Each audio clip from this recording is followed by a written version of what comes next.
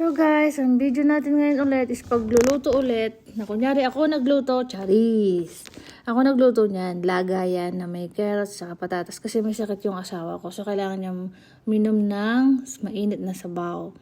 So nakikita nyo yung laga dito, iba may carrots. Pero alam nyo, ang sarap niya, promise. Ngayon lang ako nakatikim ng nilaga na may carrots. Usually patatas lang yan, di ba?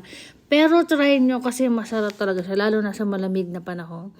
So, ayun. Sana magustuhan ng asawa ko yung niluto kong nilagap. At get well soon, baby ko. Alam mo naman, mahal na mahal kita.